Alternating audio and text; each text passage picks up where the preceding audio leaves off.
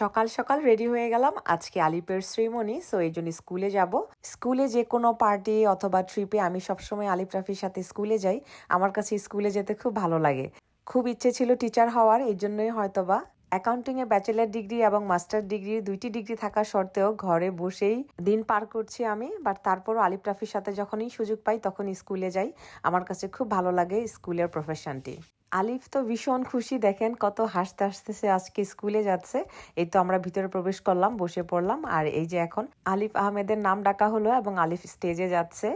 তার আসলে school change হলো, যেহেতু আমরা বাড়ি কিনেছি recently, teacher change, friend change, সব কিছুই পরিবর্তন হওয়াতে সে খুব মনটা খারাপ ছিল। বাট এখন আস্তে আস্তে টিচারদের সাথে এবং স্টুডেন্টদের সাথে স্কুলটাও তার এখন খুব ভালো লাগে। সে এখন খুবই খুবই হ্যাপি। তাদের খুশি দেখেই আসলে আমার খুশি। আলিফ রাফি এখন খুবই খুবই হ্যাপি। তারা দুজনেই প্রতিদিন স্কুলে আসে এবং ফ্রেন্ডদের সাথে খুব ভালো সময় কাটায়।